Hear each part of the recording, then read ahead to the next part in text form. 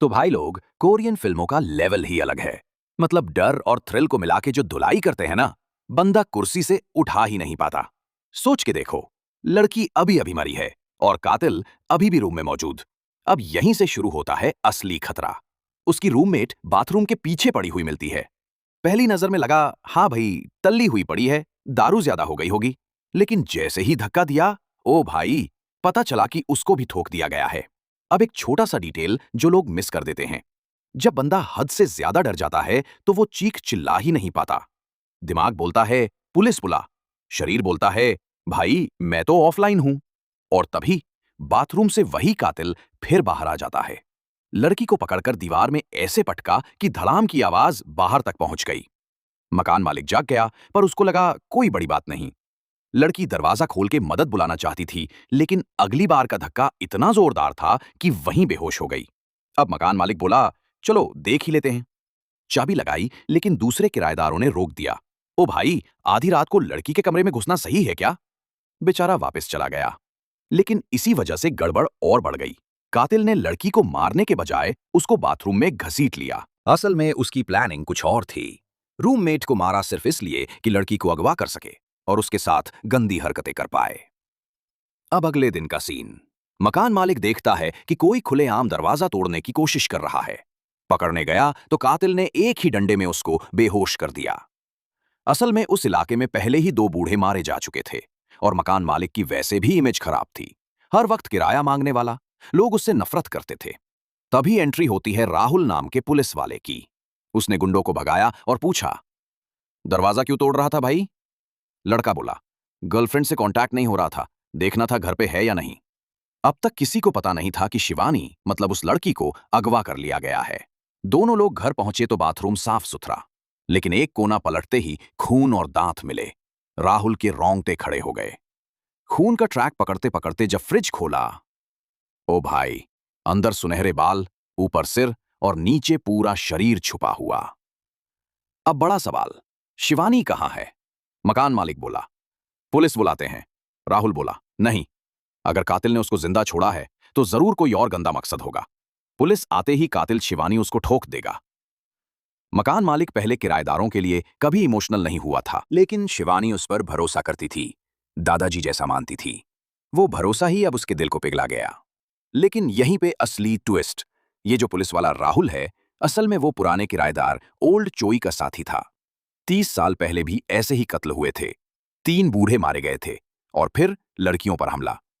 लेकिन ओलंपिक की वजह से केस दबा दिया गया। राहुल और चोई ने तब कसम खाई थी कि कातिल को पकड़ेंगे, पर चोई मर गया। लेकिन पार्क अब लौटा है पुरानी फाइलों के साथ। अब वो सब किराएदारों को शक की निगाह से देखने लगता है और कहता है, भाई, आज का कातिल भी कोई बूढ़ा ही है। मकान मालिक पूछता है, 30 साल पहले सब मर गए तो बचा कौन? जवाब, एक थी, वही दुकान वाली आंटी सुक्योंग। लेकिन वो तो अब भूलने की बीमारी से जूझ रही है। तभी पार्क को एक बड़ा सुराग मिलता है। एक बूढ़ा अपनी बीवी को व्हील चेयर में धकेल रहा था। पार्क के हाथ कांप गए। उसने मकान मालिक से पूछा, भाई, अभी जो बंदा गुजरा, उसको पहचानते हो क्या? वो बूढ़ा आधा साल पहले ही इस कॉलोनी में शिफ्ट हुआ था। मकान मालिक बोला, ये आदमी डॉक्टर है, हर रोज अपनी बीमार पत्नी का इलाज करता है। उसकी बीवी कई सालों से व्हील चेयर पर है और वो दिन रात उसकी देखभाल करता है। ऐसा आदमी भला कातिल कैसे हो सकता है? राहुल बोला, पता है, किडनैपर अक्सर शक से बचने के लिए बीमार बीवी या बच्चा साथ रखते हैं। यही उनकी चाल है। मकान मालिक बोला, सही बोल रही हैं, चलो प्लान बनाते हैं। मकान मालिक गया डॉक्टर की डिटेल निकालने और राहुल बोला, मैं सीधा भिड़ूंगा। अब देख, राहुल जाकर डॉक्टर के सामने अकड़ दिखाता है। उसकी सीट खींच के बैठ जाता है। हाथ पकड़ के पुराना निशान चेक करता है। फिर चश्मा उतार के आंखों में घूरता है। देख मेरी आंखों में, मुझे कैंसर है, समझा? इतने में डॉक्टर की बीवी को दौरा पड़ गया। डॉक्टर इलाज में लग गया और जांच बीच में ही रह गई। लेकिन राहुल पूरा पक्का हो गया, भाई, यही 30 साल पुराना कातिल है। उधर मकान मालिक पता लगाता है कि डॉक्टर पास में ही क्लिनिक चलाता है। दोनों फिर मिलकर काम शुरू करते हैं।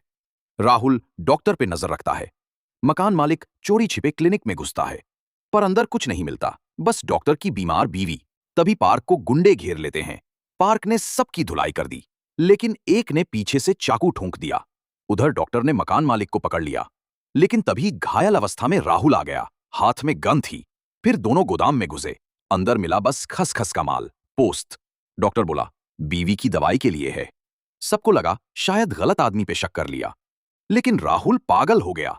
मास्क पहन, तेरी आंखें पहचानता हूं। डॉक्टर ने कांपते हाथों से मास्क पहना। राहुल हंस पड़ा। हाँ, यही वही आंखें, यही असली कातिल है। पर दिक्कत ये, राहुल बंदूक चलाया पर कुछ नहीं हुआ, क्योंकि बंदूक तो सिर्फ एक खिलौना थी। डॉक्टर बोला, इसकी गर्दन देखो। असल में राहुल खुद पागल था। मकान मालिक बोला, ओ तेरी, इतने दिन मैं एक पागल के पीछे घूम रहा था। यानी 30 साल पुराना केस, हत्यारा, सब उसकी ही मनगढ़ंत कहानी। पर खेल यहीं खत्म नहीं हुआ। मकान मालिक को याद आया, एक बुजुर्ग जो कुत्ता पालता था, अचानक गायब हो गया।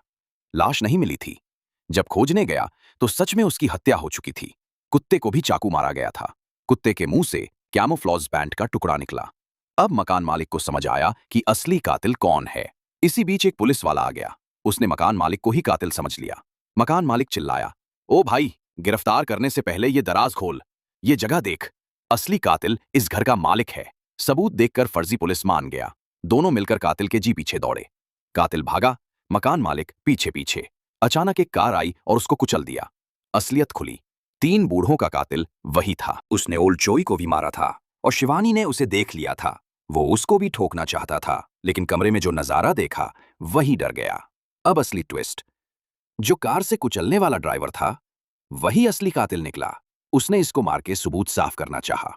ये केस जब खबरों में आया तो आंटी सुखियोंग की याददाश्त लौटी। उसने बोला, चेहरा तो याद नहीं, लेकिन उसके हाथ अजीब थे, जैसे उंगलियों में एक एक्स्ट्रा फिंगर थी। यही सुराग लेकर मकान मालिक पागल खाने पहुंचा। राहुल को ढूंढ निकाला और बोला, मैं तेरा पुराना साथी चोई हूं, याद है, मैं जिंदा हूं। 30 साल पहले वाले केस की सच्चाई तो मैं तुझे बताता हूं। लेकिन तभी राहुल, वो झोल वाला बुजुर्ग पुलिसिया, फिर से पगला गया। मकान मालिक बोला, अबे छोड़, कुछ नहीं होने वाला, और जाने ही वाला था कि तभी उसकी नजर पड़ी फूल पर। डॉक्टर के गोदाम में भी वही अजीब फूल पड़े थे। मकान मालिक बोला, अबे साला, इसमें कुछ तो गड़बड़ है। सीधा डॉक्टर के घर घुस गया। बोला, ओ डॉक्टर, हाथ हाथ देख, मेरा लगता है मैं बीमार हूं। फिर मकान मालिक ने ध्यान से डॉक्टर की हथेली देखी, और जैसे ही डॉक्टर ने हाथ देखा, ओवर चेक किया, उसका चेहरा पलट गया। डॉक्टर हंस पड़ा। अबे बेवकूफ, तू मुझे परखने आया है? अरे तू तो मौत को न्योता दे रहा है। देजू बेहोश हो गया। होश आया तो देखा शिवानी वो लड़की सामने पड़ी है, और डॉक्टर अपनी बीमार बीवी को भी लेकर अंदर आया। अब सीन खुला। डॉक्टर कई दिन से शिवानी को धीरे धीरे दवा खिला रहा था, ताकि वो पूरी तरह लकवाग्रस्त हो जाए। उसकी घटिया प्लानिंग ये थी, पहले पुरानी बीवी को ठिकाने लगाएगा, फिर शिवानी को अपनी नई दुल्हन बनाएगा। असल में डॉक्टर बीमार बीवी से सालों से तंग और थक चुका था। शिवानी को देखते ही बोला, अबे वाह, ये तो मेरी पहली मोहब्बत की झलक है। बस वहीं से उसका दिमाग फिर गया। लेकिन पंगे की बात यह थी, एक पुलिस वाला उसका पीछा कर रहा था, तो डॉक्टर ने उसी दिन उसका भी काम तमाम कर दिया। अब डॉक्टर पर आखिरी वार करने ही वाला था कि धड़ाम, तभी राहुल असली रिवॉल्वर लेकर अंदर घुसा। डॉक्टर हंसते हुए बोला, अबे तेरी खिलौने वाली बंदूक से मैं नहीं डरता। पार्क बोला, इस बार खिलौना नहीं, ये असली है, और कनपटी में ठोक दिया। और फिर मकान मालिक की तरफ देख के बोला, लड़की को बचा ले। इधर डॉक्टर ने झट से तेजाब फेंक दिया। पूरा हंगामा हो गया।